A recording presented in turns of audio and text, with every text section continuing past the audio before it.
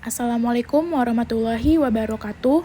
Saya Anggi Septia Putri dengan NIM 2261201006 akan mempresentasikan hasil uji validitas, uji reliabilitas, uji asumsi klasik, uji normalitas, uji multikolinearitas, uji heterokedastisitas, uji linearitas, uji T, uji F, koefisien regresi, dan koefisien determinasi menggunakan SPSS dengan judul Pengaruh Semangat Kerja dan Etos Kerja Terhadap Kinerja Karyawan PT Valerie Tirajaya. Yang pertama ada tabulasi data. Karena NIM saya 22612006, jadi kolom pada tabulasi data yang saya ambil adalah 0, yaitu untuk X1-nya semangat kerja, dan 6, yaitu etos kerja, dan Y-nya kinerja. Yang pertama masuk ke uji validitas. Dari data tabulasi data tadi, kita masukkan ke SPSS dengan cara uji validitasnya itu kita pilih correlate, bivariate, pindahkan ke kanan semuanya untuk X1, X2, dan Y-nya. Lalu nanti hasilnya akan seperti ini, muncul tabel correlation. Yang artinya hubungan antar variabel dianggap valid jika nilai sig lebih kecil dari 0,05.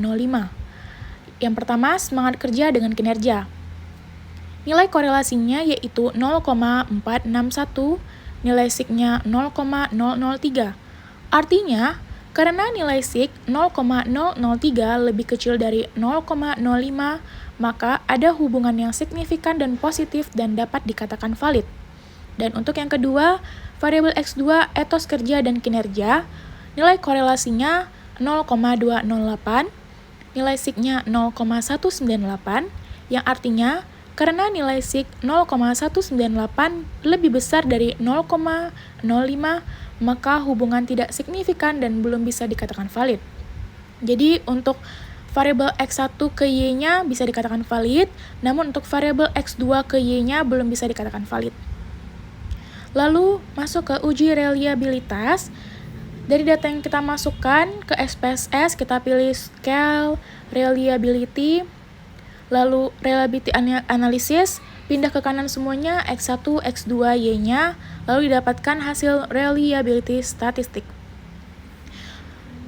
Uji reliabilitas dapat dikatakan reliable jika nilai Cronbach alpha lebih besar dari 0,60 dan tidak reliable jika memiliki nilai lebih kecil dari 0,60. Berdasarkan tabel di atas, nilai Cronbach alpha sebesar 0,410, yang berarti instrumen kuesioner tidak reliable bahkan berada di kategori sangat buruk. Lalu lanjut ke uji normalitas. Dari data yang sudah kita masukkan ke SPSS, kita pilih ambil regression ke linear, lalu statistik, lalu save. Ini disilang semua statistiknya, baru understand-nya di checklist, pilih continue, lalu tekan OK. Terus disilang, buka lagi analyze-nya, lalu kita pilih non-parametric test, regresi dialog, sampel KS. Sampel KS ini yaitu sampel Kolmogorov-Smirnov. Lalu kita pilih understand, unstandard, kita pindahkan ke kanan semuanya, X1, X2, Y, lalu exit test, pilih yang Monte Carlo, lalu pilih continue, tekan OK, hasilnya seperti ini, muncul tabel one sample Kolmogorov-Smirnov test. Hasilnya, uji normalitas dapat dikatakan normal jika nilai sig residual lebih besar dari 0,05. Maka untuk variabel X1, semangat kerjanya senilai 0,07 lebih kecil dari 0,05. Lalu yang keduanya untuk variabel X2 etos kerja senilai 0,032 lebih kecil dari 0,05. Untuk variabel Y-nya kinerja yaitu 0,002 lebih kecil dari 0,05. Dan untuk nilai residualnya 0,240 lebih besar dari 0,05. Artinya, meskipun semua variabel tidak normal karena nilai sig lebih kecil dari 0,05, namun model ini tetap valid karena yang kita ambil tuh nilai sig residualnya yang tadi lebih besar 0,240 lebih besar dari 0,05. Karena nilai sig residual ini penting dalam uji normalitas. Maka didapatkan kesimpulan data saya ini lolos uji normalitas.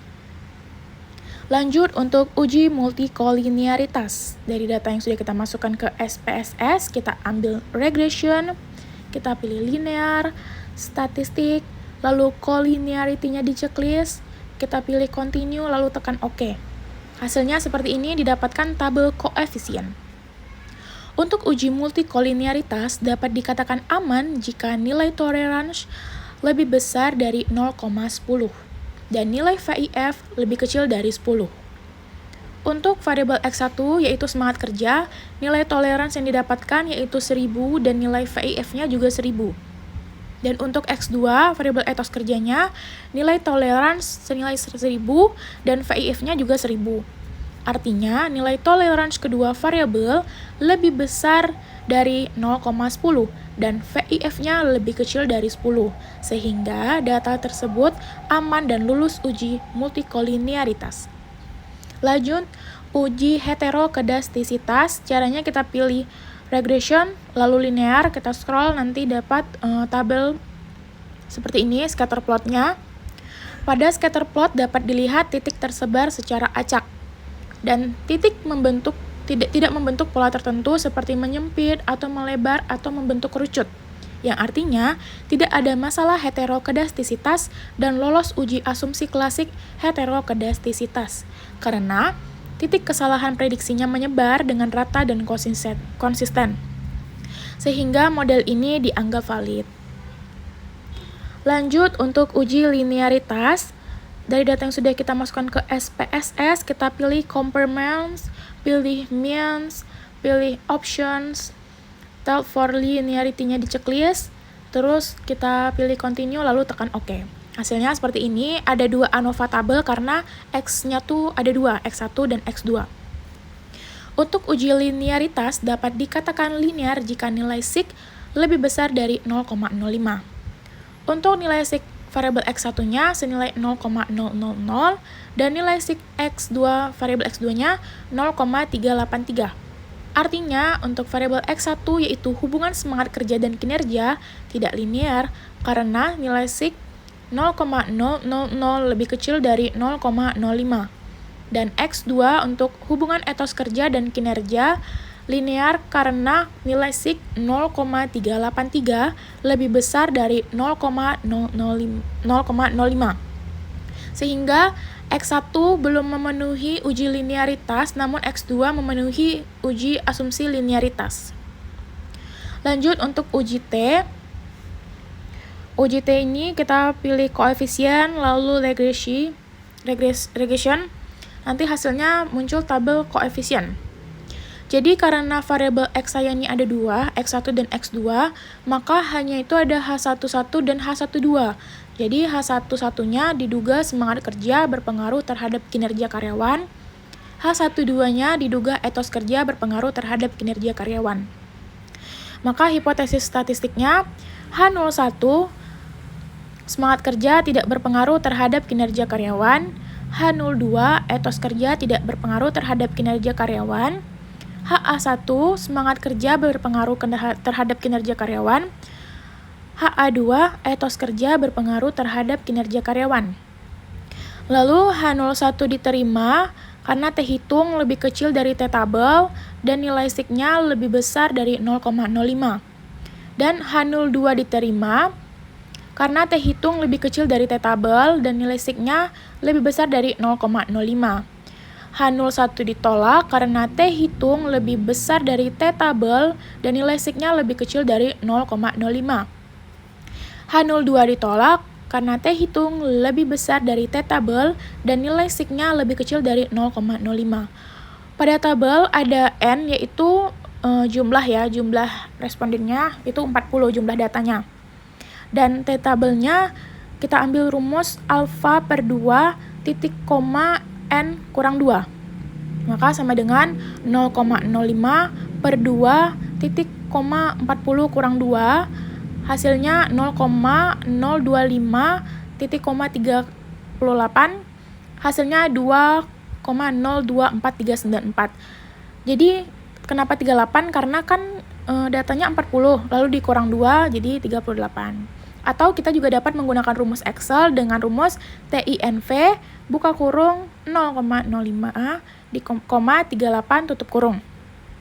Untuk variabel semangat kerja, nilai T hitung 3,229 yang lebih besar dari 2,024.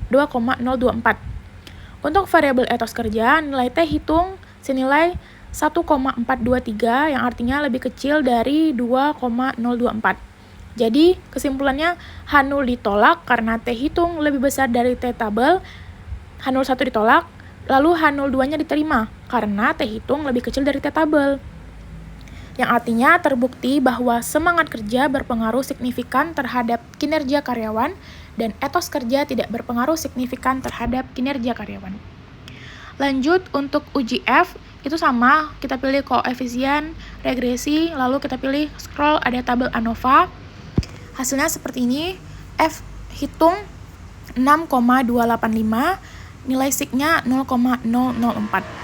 Karena nilai sig 0,004 lebih kecil dari 0,05, maka H0 ditolak dan HA diterima, yang artinya semangat kerja dan etos kerja secara bersama berpengaruh signifikan terhadap kinerja karyawan. Lanjut untuk koefisien regresi. Jadi koefisien regresi ini sebenarnya sama uji T tadi, tapi yang kita ambil tuh tabel B, koefisien.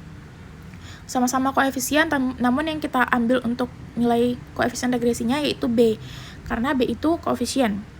Jadi koefisien regresi menunjukkan seberapa besar pengaruh variabel X ke Y, dan semakin besar nilai B, maka semakin besar pengaruh variabel X ke Y.